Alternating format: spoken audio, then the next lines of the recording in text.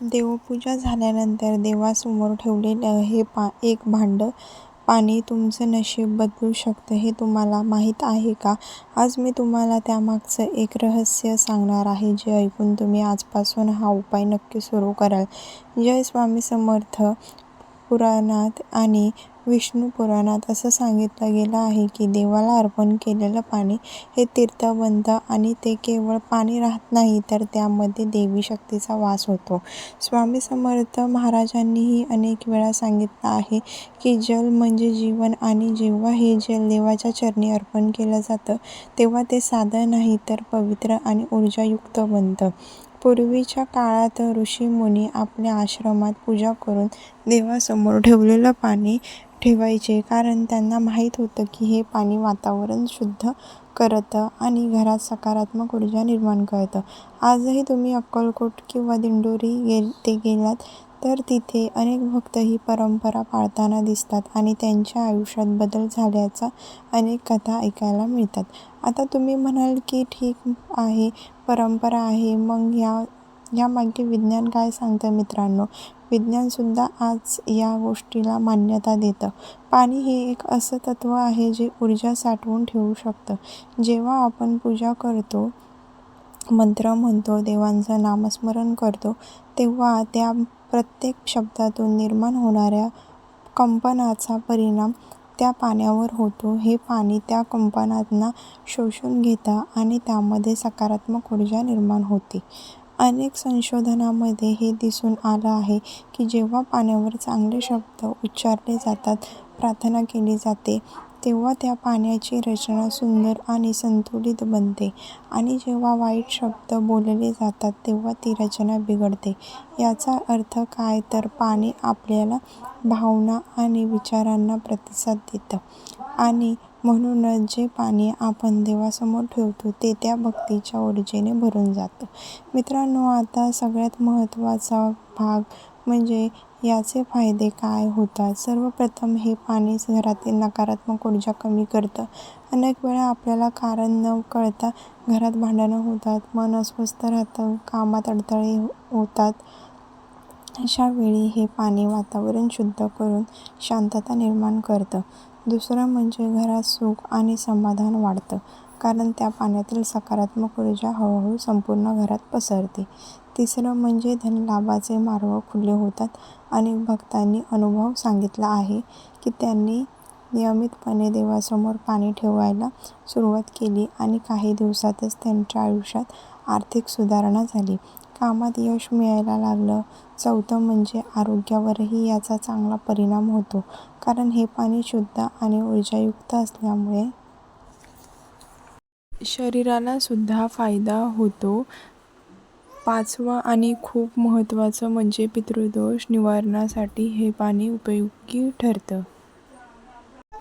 जेव्हा आपण हे पाणी श्रद्धेने अर्पण करतो तेव्हा आपल्या पूर्वजांना शांती मिळते आणि त्यांचे आशीर्वाद आपल्याला मिळतातच. स्वामी समर्थ म्हणतात की जिथे श्रद्धा असते तिथे कृपा नक्की असते. आता तुम्हाला प्रश्न पडेल की हे नेमकं कसं करायचं? तर खूप सोपं आहे. पूजेनंतरचं एक स्वच्छ तांब्याचं किंवा पितळेचं भांडं घ्या.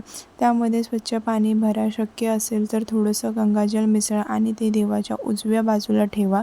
ते पाणी रात्रभर तसंच राहू द्या. सकाळी उठल्यावर सर्वप्रथम त्या पाण्याला नमस्कार करा आणि मग ते थोडंसं पाणी प्या किंवा घरात शिंपडा. तुम्ही मंत्र म्हणूनही हे करू शकता. ओम नमो भगवते वासुदेवाय हा मंत्र 11 वेळा म्हणा. मित्रांनो, आज गुरुवारचा पवित्र दिवस आहे आणि असा दिवस या उपायाची सुरुवात करण्यासाठी खूप शुभ मानला जातो. म्हणून आजपासूनच ही सवय लावा आणि मनापासून श्रद्धेने करा. लक्षात ठेवा, हे फक्त पाणी नाही तर देवाची कृपा आहे. शेवटी इतकंच सांगते की आपल्या आयुष्यात छोटे छोटे उपाय मोठे बदल घडवून आणतात. तुम्ही फक्त श्रद्धा आणि विश्वास ठेवा आणि स्वामी समर्थांवर पूर्णपणे सोपवा. मग बघा कसं तुमचं आयुष्य हळूहळू बदलायला लागतं. मित्रांनो, आता शेवटी तुम्हाला एक खूप महत्त्वाची आणि अनुभवातून सिद्ध झालेली एक गोष्ट सांगते, जी कदाचित फार कमी लोकांना माहीत आहे. जेव्हा तुम्ही नियमितपणे देवासमोर पाणी ठेवता ना, तेव्हा हळूहळू तुमच्या मनातही बदल होऊ लागतो.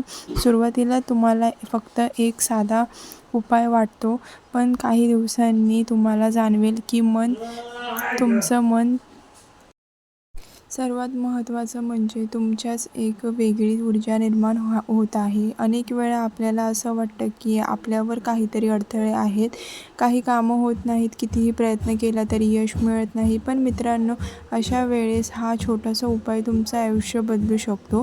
कारण हे पाणी फक्त बाहेरचं वातावरण शुद्ध करत नाही, तर तुमच्या आतल्या ऊर्जेलाही संतुलित करतं. हळूहळू तुमच्या मार्गातील अडथळे दूर व्हायला सुरुवात होते. आता एक खूप खास गोष्ट लक्षात ठेवा, हे पाणी कधीही दुर्लक्ष करू नका. काही लोक पाणी ठेवतात पण दुसऱ्या दिवशी ते तसंच फेकून देतात. असं करू नका. त्या पाण्याला आदर द्या, कारण ते देवाला अर्पण केलेलं असतं. ते पाणी तुम्ही तुळशीला घाला, झाडांना घाला किंवा घराच्या उंबरठ्यावर शिंपडा. त्यामुळे घरात सकारात्मक ऊर्जा अधिक वाढते.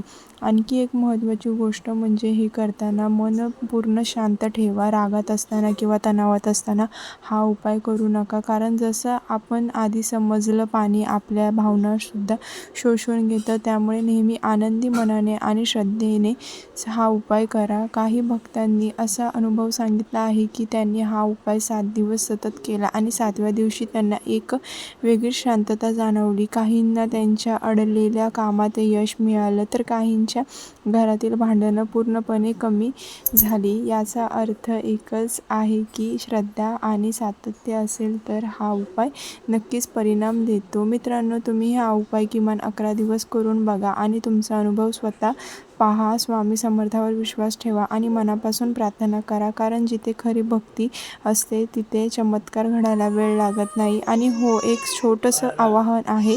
आजचा हा व्हिडिओ तुम्हाला जर मनापासून आवडला असेल तर आणि तुम्हाला आवडला असेल तर माहिती प्रत्येक भक्तांपर्यंत पोहोचवा आणि व्हिडिओ नक्की शेअर करा, कारण कदाचित तुमचा एका शेअरमुळे कोणाचं तरी आयुष्य बदलू शकतं.